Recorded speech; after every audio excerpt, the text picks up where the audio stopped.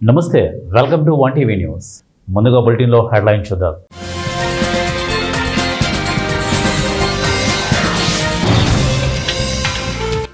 నాకే నోటీసులు ఇస్తాడా? ఆ సిఐకి ఎంత ధైర్యం? అసెంబ్లీలో సీఎం చంద్రబాబు ఫైర్.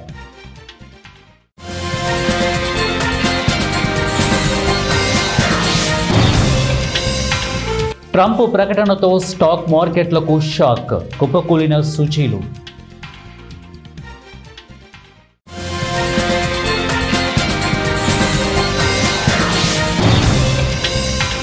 హైదరాబాద్ రైలులో ఉగ్రవాదులు, పోలీసులు తనిఖీలు.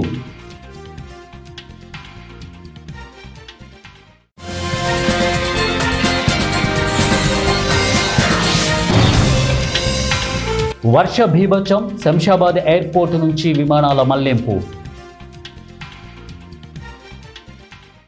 అమెరికా అధ్యక్షుడు డొనాల్డ్ ట్రంప్ తాజాగా చేసిన ప్రకటనలతో ప్రపంచ మార్కెట్లో కల్లోలం రేగింది. ఇక ఇదే సమయంలో భారత స్టాక్ మార్కెట్లు కూడా దీనివల్ల తీవ్ర ప్రభావానికి లోనయ్యాయి. అమెరికాలో వచ్చే ప్రతి బ్రాండెడ్, పేటెంట్, ఫార్మాస్యూటికల్ ఉత్పత్తులపై 100% టారిఫ్ విధించనున్నట్లు ట్రంప్ ప్రకటించారు. ఈ విధానం అక్టోబర్ 1, 2025 నుంచి అమల్లోకి రానుంది. అదేవిధంగా భారీ ట్రక్కులపై 25%, కిచెన్ క్యాబినెట్లపై 50% దిగుమతి సుంకాలు విధిస్తున్నట్లు ప్రకటించారు. మాజీ మంత్రి వివేక హత్య కేసు మరోసారి చర్చనీయాంశమైన విషయం తెలిసిందే. సిఐ శంకరయ్య ఏకంగా ముఖ్యమంత్రి చంద్రబాబుకు లీగల్ నోటీసులు ఇవ్వడం పోలీసు శాఖలో కలకలం రేపింది. రాష్ట్ర చరిత్రలో ఇలాంటి పరిణామం ఎన్నడూ జరగలేదనే వ్యాఖ్యలు వినిపిస్తున్నాయి. ఈ అంశంపై తాజాగా సీఎం చంద్రబాబు అసెంబ్లీలో ప్రసంగించారు. నేను సీఎంగా ఉన్నప్పుడు వివేక గుండెపోటుతో చనిపోయినట్లు వార్త వచ్చింది.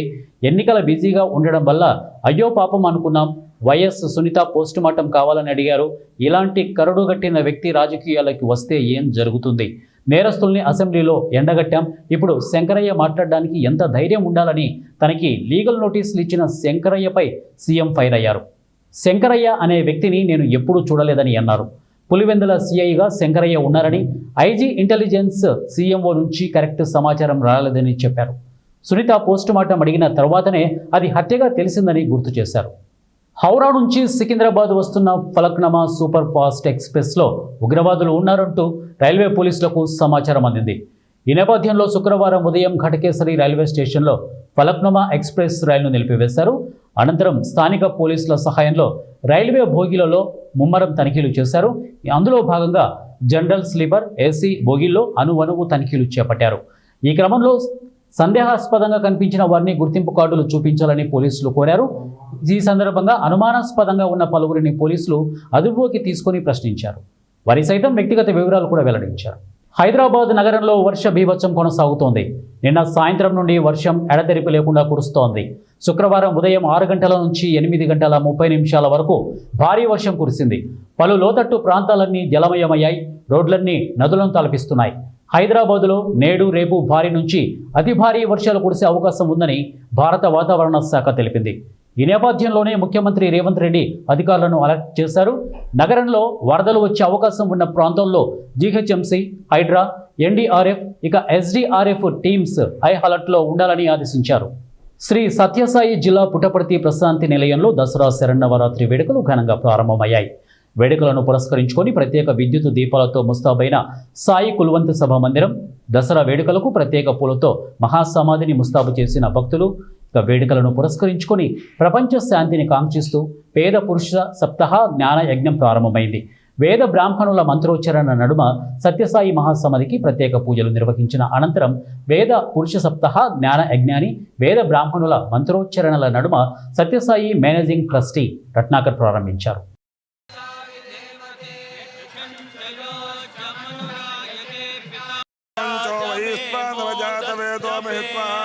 अस्माकमग्ने मघवत्सुतारयामे क्षत्रमजरकं सुवीर्यं वयञ्जनेम चतुर्गो सहस्रं वैश्वानरवादमग्ने तवोदिवि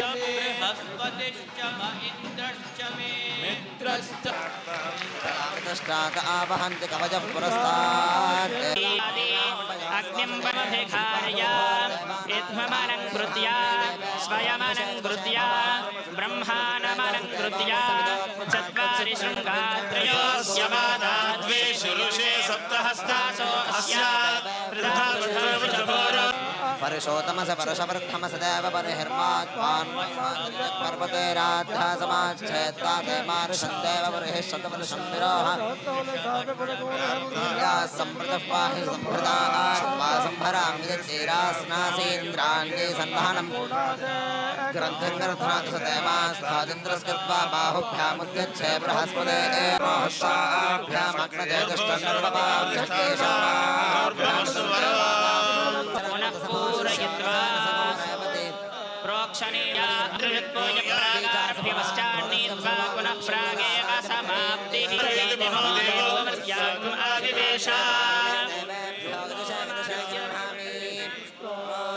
బతుకమ్మ పండుగ మహిళా సోదరీమణులకు అతిపెద్ద పండుగ అని కామారెడ్డి జిల్లా కలెక్టర్ ఆశీస్ సాంగ్వాన్ అన్నారు.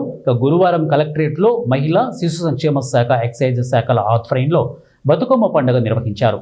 ఈ కార్యక్రమానికి ముఖ్య అతిథిగా హాజరైన జిల్లా కలెక్టర్, జిల్లా ఎస్పీ రాజేష్ చంద్ర, జిల్లా అదనపు ఎస్పీ చైతన్య రెడ్డిలతో కలిసి మహిళలతో బతుకమ్మ ఆడవారిలో ఉత్సాహాన్ని నింపారు.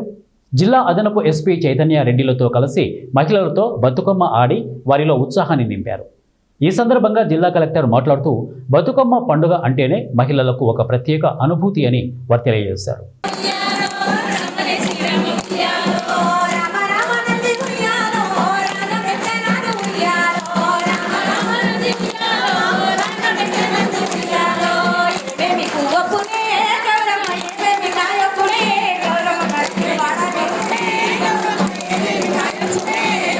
ఉస్మానియా యూనివర్సిటీ ఇంజనీరింగ్ కళాశాలలో బతుకమ్మ ఫెస్ట్ సెలబ్రేషన్స్ నిర్వహించారు. కళాశాల విద్యార్థులు తిరక్క పూలతో బతుకమ్మను పేర్చి బతుకమ్మ చుట్టూ తిరుగుతూ బతుకమ్మ ఉయ్యాలో అంటూ బతుకమ్మ సంబరాలు అంగరంగ వైభవంగా నిర్వహించారు. విద్యార్థులతో పాటు కళాశాల ప్రిన్సిపల్స్, ప్రొఫెసర్స్ అందరూ కలిసి తలపాగా ధరించి బతుకమ్మ పాటలు పాడుతూ ఆనందంగా కోలాటమాడారు. సంస్కృతి బతుకమ్మ వేడుకలు ఘనంగా జరిగాయి. సంస్కృతి బతుకమ్మ ఫెస్ట్లో భాగంగా విద్యార్థులు అందరూ కలిసి డీజే పాటలతో డ్యాన్స్ చేశారు. Principal Chandrashekar, vice principal Mangu Naik మాట్లాడుతూ తెలంగాణ సంస్కృతి సాంప్రదాయాలకు ప్రతీకగా నిలిచే బతుకమ్మ పండుగను కళాశాలలో జరపడం వల్ల విద్యార్థులకు సాంప్రదాయాలకు తెలిసేటట్టు చేయడం జరిగిందని వారు తెలియజేశారు. అందరికీ బతుకమ్మ పండుగ శుభాకాంక్షలు, శరన్నవరాత్రి దినోత్సవ శుభాకాంక్షలు. ఈరోజు ఉస్మానియా ఇంజనీరింగ్ కాలేజీలో మనం చాలా ఘనంగా బతుకమ్మ వేడుకలు జరుపుకుంటున్నాము.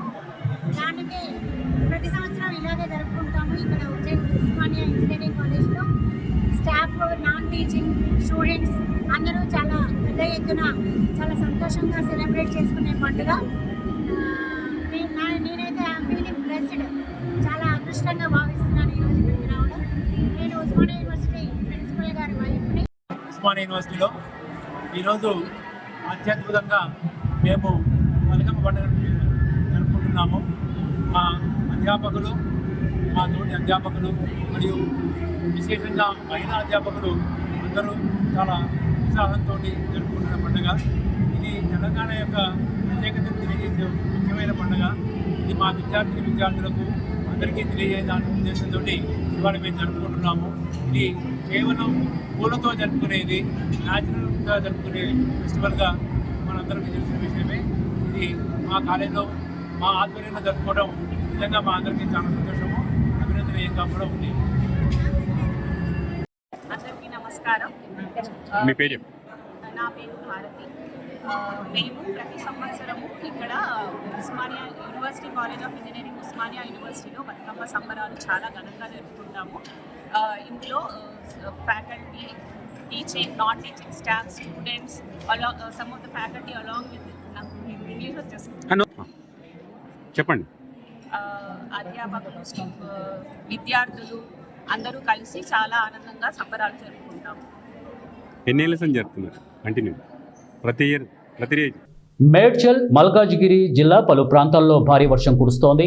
మల్కాజిగిరి, నేరేడ్మెట్, ఇక మీర్జాలగూడ, చిన్మయి మార్గ్, మౌలాలి తదితర ప్రాంతాల్లో కురుస్తున్న వర్షానికి రోడ్లు వరద నీటితో వాగులను, చెరువులను తలపిస్తున్నాయి. ఇక విధులు ముగించుకొని వెళ్తున్న ఉద్యోగులు వర్షంలో తడిసి ముద్దయ్యారు. రోడ్లపై ఉన్న గుంతలు కనిపించకపోవడంతో వాహనదారులు ప్రజలు తీవ్ర ఇబ్బందులు పడుతున్నారు. నేడు కురిసిన వర్షానికి సరికొండ నరసింహారెడ్డి కళ్యాణ మండపం వద్ద ఉన్న నాలాలో అక్కడే ఉన్న రోజువారీ డంపింగ్ యార్డు చెత్త కుప్పలు నాలాల్లో ఇరుక్కుపోయి వర్షపు నీరు పూర్తిగా రోడ్డు మీదకి చేరి చెరువులలాగా నిండిపోయింది. దారిన పోయే వారికి చాలా ఇబ్బంది కలగడంతో రాజీవ్ గాంధీ నగర వాసులు ఆ వ్యర్థాలను తొలగించారు.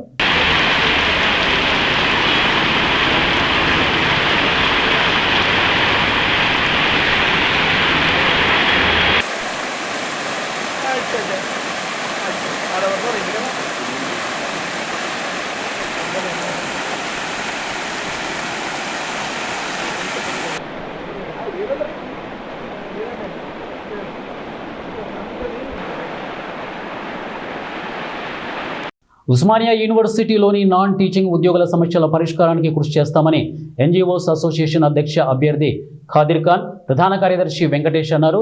ఈ నెల 27న ఓయూలో నాన్ టీచింగ్ ఉద్యోగుల ఎన్నికలు జరగనున్న నేపథ్యంలో ఓయూలోని నాన్ టీచింగ్ ఫంక్షన్ హాల్లో ఎన్జీఓస్ అసోసియేషన్ మేనిఫెస్టో రిలీజ్ కార్యక్రమాన్ని ఘనంగా నిర్వహించారు. అనంతరం ఎన్జీఓస్ అసోసియేషన్ నాయకులు తమ మేనిఫెస్టోను విడుదల చేశారు. ఈ సందర్భంగా ఎన్జీఓస్ అసోసియేషన్ అధ్యక్ష అభ్యర్థి ఖాదిర్ ఖాన్, జనరల్ సెక్రటరీ వెంకటేష్ మాట్లాడుతూ ఓయూలోని నాన్ టీచింగ్ ఉద్యోగులు హెల్త్ కార్డులు లేకపోవడంతో తీవ్ర ఇబ్బందులు పడుతున్నారని, తమ ప్యానెల్ను భారీ మెజార్టీతో గెలిపించినట్లయితే హెల్త్ కార్డు సమస్యతో పాటు సిపిఎస్, ఓపీఎస్ పెన్షన్ల సమస్యల పరిష్కారం కోసం కృషి చేస్తామని వారు హామీ ఇచ్చారు.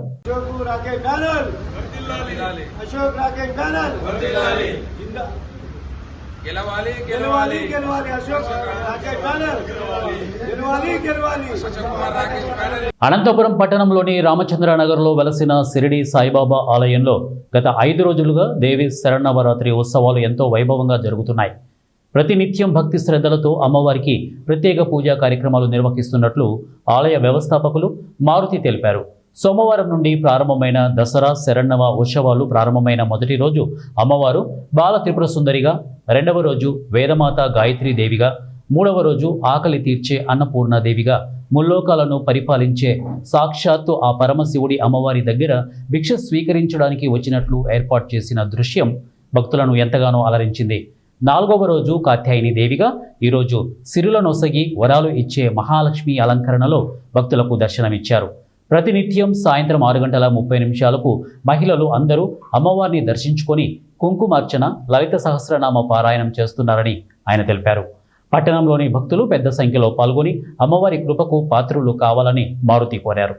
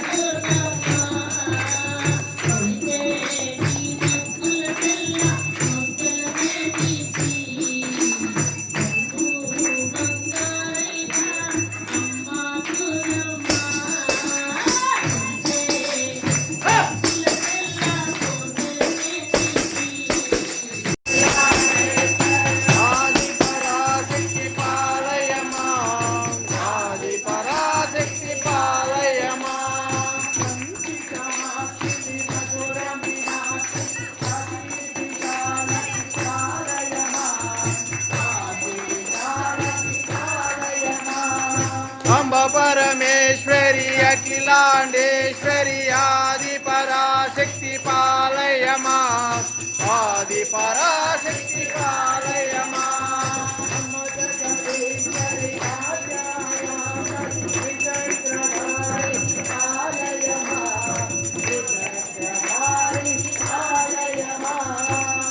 పరమేశ్వరి అఖిలాండేశ్వరి ఆది పరాశక్తి పాలయమా ఆది పరాశక్తి పాలయమా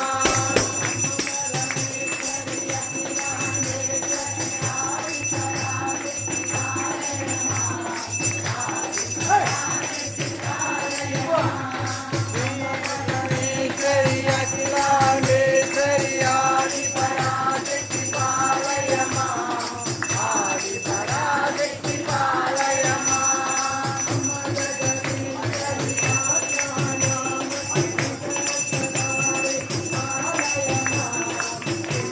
చక్రధారిణి పాలయమా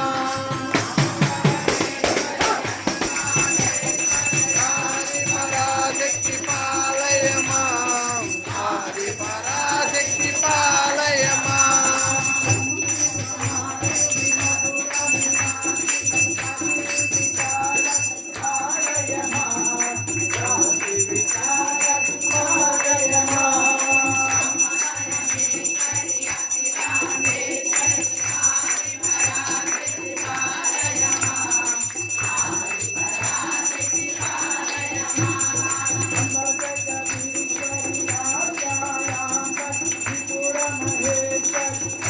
ఓం సాయిరామ్.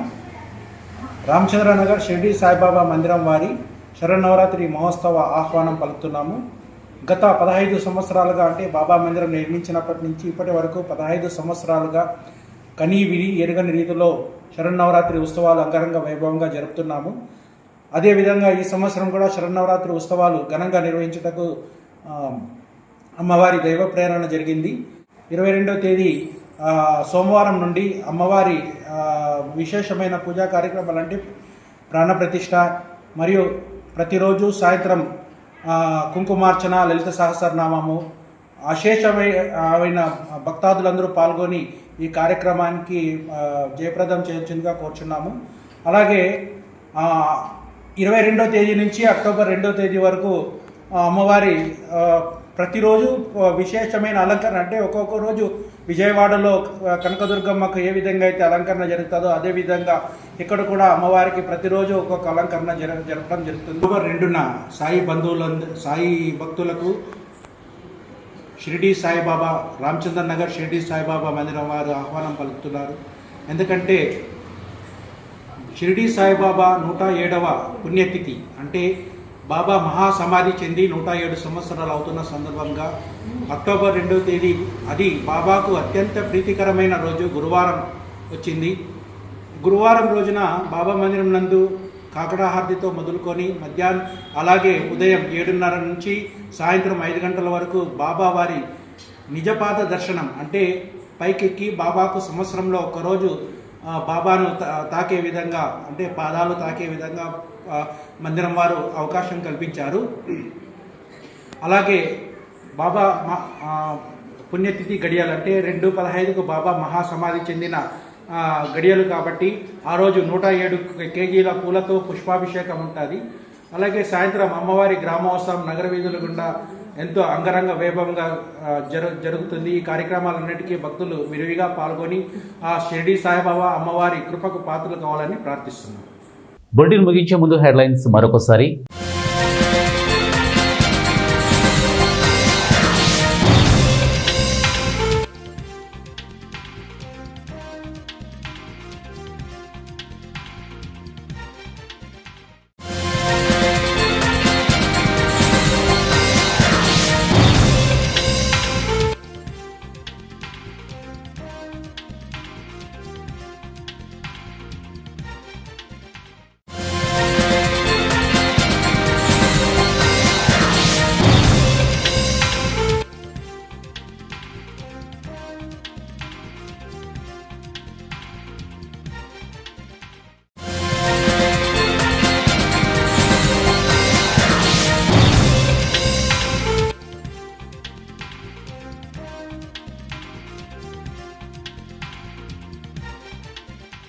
ఇవే బులెటిన్ అప్డేట్స్. నెక్స్ట్ బులెటిన్లో కలుద్దాం. Until then keep watching 1 TV news. ప్రతిక్షణం ప్రజల పక్షం.